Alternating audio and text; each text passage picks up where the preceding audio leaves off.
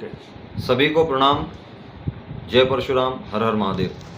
जैसा कि हम सभी को विदित है और हम सभी इसकी तैयारी कर रहे हैं, विप्र महाकुंभ 2026 जो 17 जून को होने वाला है कृषि मंडी उपज मंडी प्रांगण विजयनगर में। उस दिन सनातन धर्म के 16 महत्वपूर्ण संस्कारों में से एक अति महत्वपूर्ण संस्कार का भी आयोजन हो रहा है, सामूहिक यज्ञोपवीत संस्कार।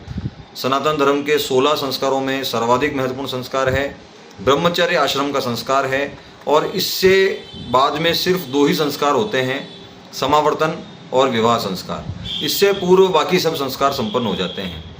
तो हमें आप सबसे ये आग्रह करना है, आपसे निवेदन करना है कि किसी भी प्रकार की किसी भी दुविधा में न रहें। और यह जो सनातन का सबसे महत्वपूर्ण संस्कार है यज्ञोपवीत संस्कार, इसके बारे में सर्वत्र उपलब्ध है, आप गूगल पे भी रिसर्च कर सकते हैं कि यज्ञोपवीत या उपनयन बौद्धिक विकास के लिए सर्वाधिक महत्वपूर्ण संस्कार है। धार्मिक और आध्यात्मिक उन्नति का इस संस्कार में पूर्ण रूपेण समावेश है। गायत्री मंत्र का जाप का अधिकार जब बालक को मिलता है तो बालक गायत्री का जाप करता है, उसके बाद उसका भौतिक, मानसिक, आर्थिक हर प्रकार की उन्नति होती है।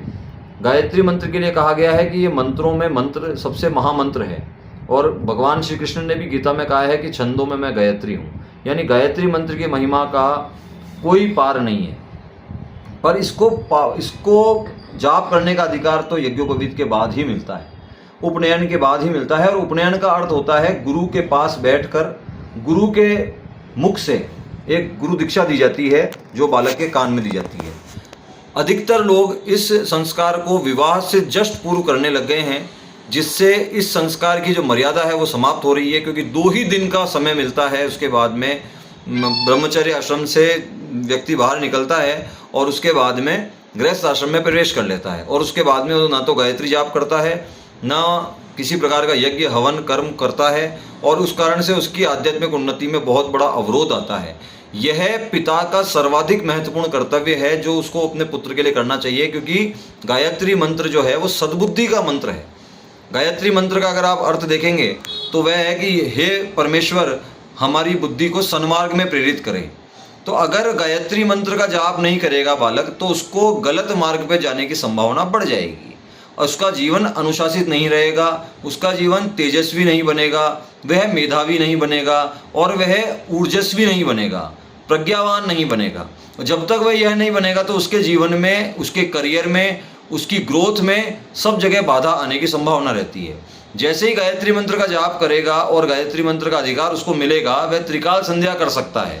त्रिकाल संध्या के लिए भी हमारे शास्त्रों में कहा गया है कि जो त्रिकाल संध्या करता है वह व्यक्ति कभी भी अकाल मृत्यु को प्राप्त नहीं होता है, उसके ऊपर किसी प्रकार की बुरी छाया नहीं आती है, उसके ऊपर किसी प्रकार का अनिष्ट नहीं आता है।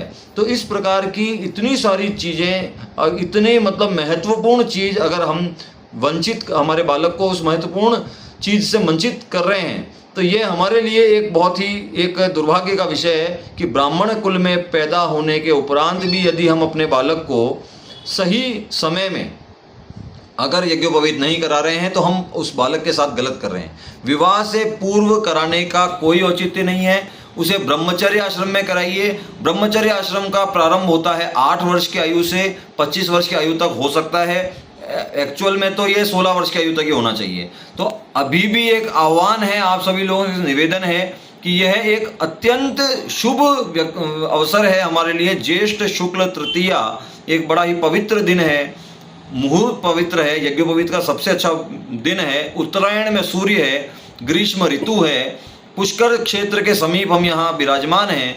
बड़े संत का हमें सानिध्य मिल रहा है, प्रखर जी महाराज का, और हजारों ब्राह्मण बंधुओं का हमें मार्गदर्शन और हमें सानिध्य मिलेगा।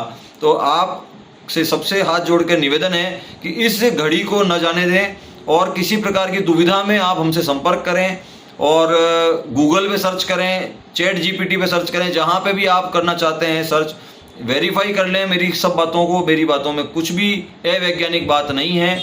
सनातन के लिए सर्वाधिक महत्वपूर्ण संस्कार है यज्ञोपवीत, और आप उस यज्ञोपवीत संस्कार के लिए सादर आमंत्रित हैं। यज्ञोपवीत से क्या होता है, एक बार मैं ये मंत्र बोल के आपको बताना चाहता हूँ। यज्ञोपवीतम परमम पवित्रम प्रजापतेर्यत सहजम पुरस्ताद आयुषम अग्रम प्रतिमुंच शुभ्रम यज्ञोपवीतम बलमस्तु तेजम। यज्ञोपवीत बल भी देता है, बुद्धि भी देता है, तेज भी देता है, मेधा भी देता है और विद्या भी देता है। तो ऐसे जो विद्या का जो हमें मतलब एक तरह से विद्या की आवश्यकता कब पड़ती है, जब विद्यार्थी जीवन होता है। तो विद्यार्थी जीवन में यज्ञोपवीत कराने का महत्व है। शादी के समय तो विद्यार्थी जीवन समाप्त हो जाता है। तो ये एक मैंने एक मेरे को जो जहाँ से भी एक सवाल, बहुत सारे सवाल आ रहे थे, उनका उत्तर देने का मैंने प्रयास किया है।